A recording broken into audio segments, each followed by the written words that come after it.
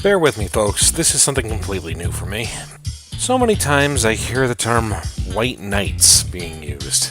In gaming, people think of them as the people who follow the rules and come to someone's rescue. Knights in shining armor that ride in to save the day when things turn bleak. This is often a romanticized, glorified idea of some sort. As someone who tries to play a paladin or a crusader in some games, I've come to the conclusion that people think paladins are white knights. Well, they are and they aren't. It's more along the lines of some paladins can be white knights, but not all are. But the fact is, people are going to stereotype. They're going to look at someone and say, "You're white knighting!" And they often say it in such a way that the person seems to be a glory hog of sorts. In those cases, people often mention them in a negative light. People who rush in to defend someone or a cause, oftentimes blindly charging in. Usually, these people know very little or care very little about the other person's side or story or argument in that situation. They often either wish to protect the things which are close to them, usually in the better cases, or there's the other side of the spectrum, the people who want attention, jumping in because they feel that they want the glory or the spotlight in the situation, which sometimes doesn't even have anything to do with them. Now, before we get too far along, just because I play a paladin or a crusader does not necessarily mean that I want to be one.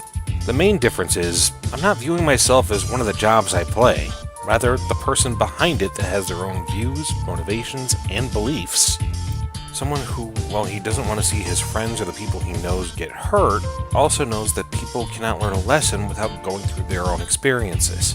Well, you know the expression, "Don't play with fire or you're going to get burned"? The person doesn't even know what heat is, let alone fire, unless they get into a bit of it. And well, with most social situations, there are times where we can get into arguments or cause problems with other people.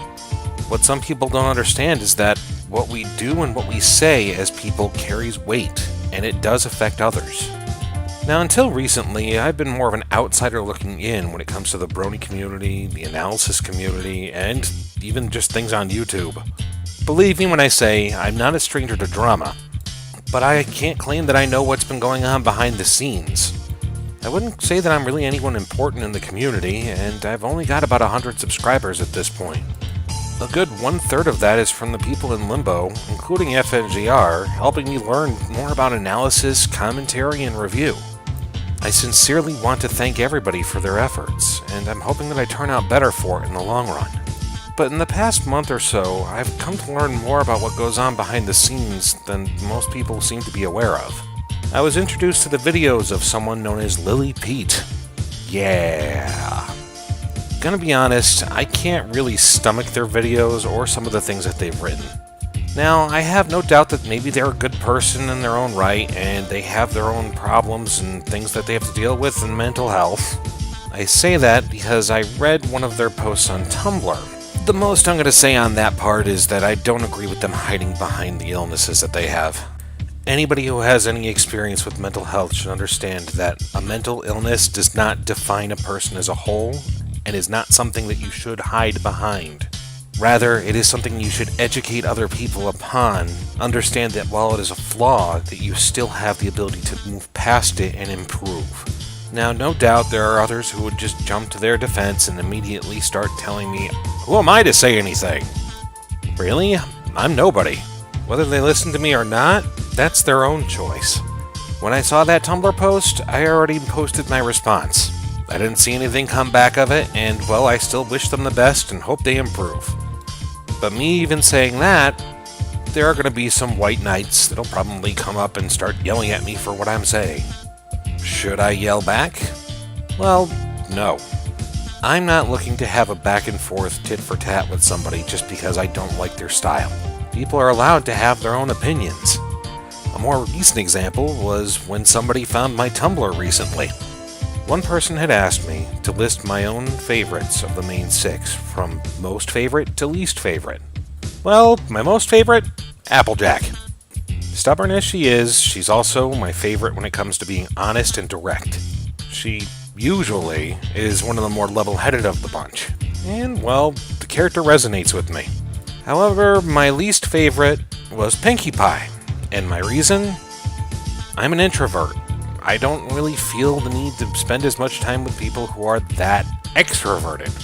This doesn't mean I don't have extrovert friends, and it certainly doesn't mean that I dislike them or hate them in any way for the way that they are. But I do find them to be draining if I'm around them for too long, and that's just how introverts are. Then I got a response from another person on Tumblr. A Drifter's Dream responded, "So you hate extroverts, huh?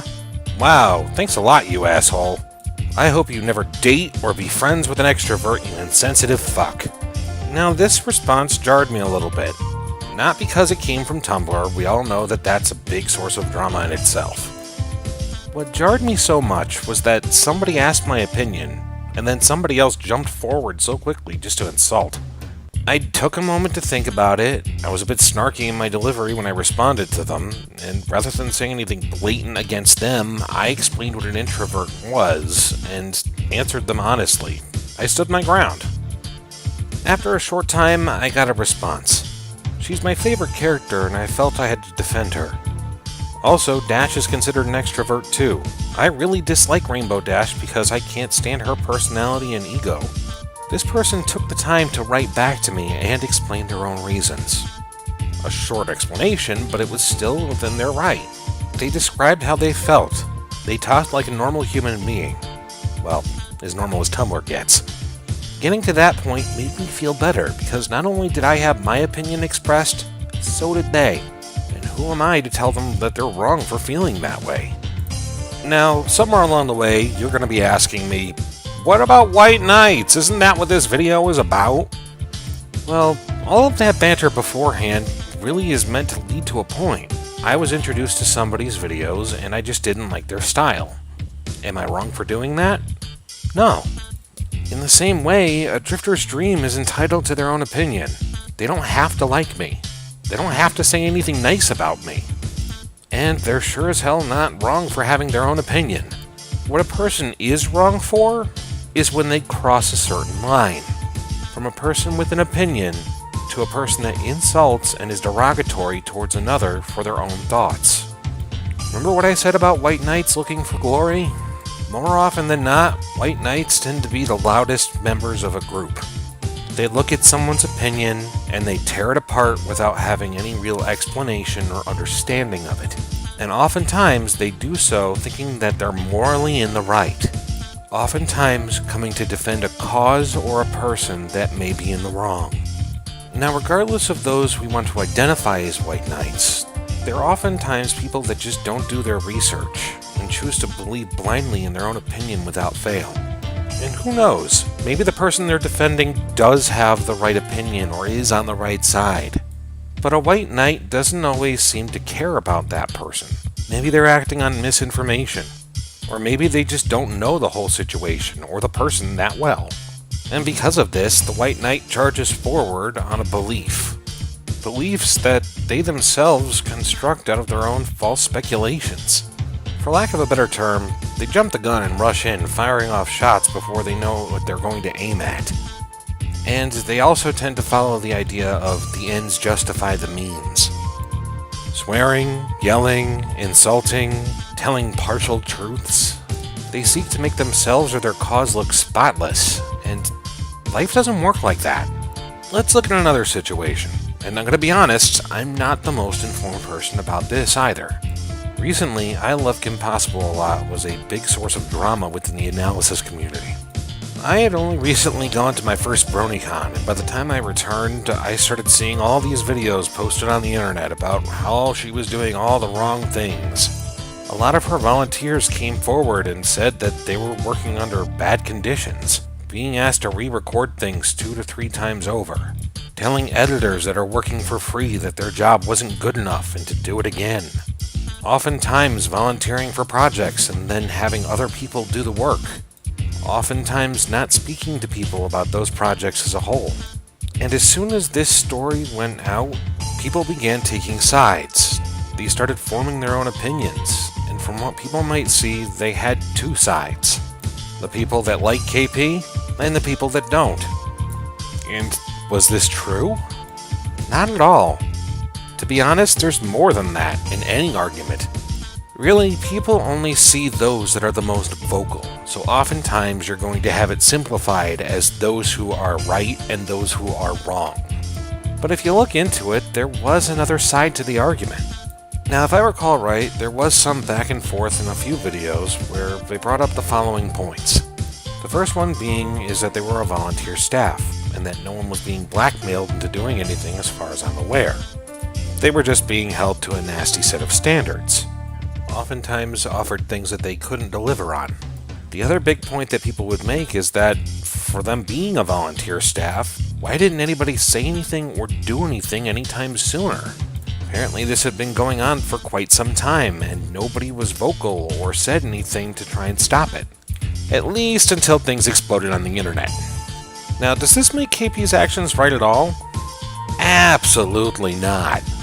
But why stick around for that abuse, and could some of this backlash have been avoided if people had spoken up sooner with cooler heads?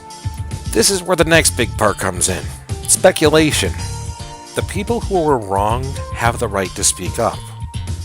For those who wish to defend those who were wronged, go on ahead.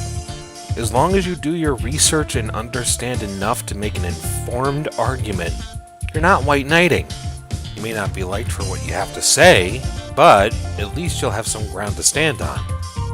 I think that's enough for today. What do you guys have to say? Please leave your comments below. As well, if you like what you hear, hit subscribe. And as always, thanks for staying a while to listen.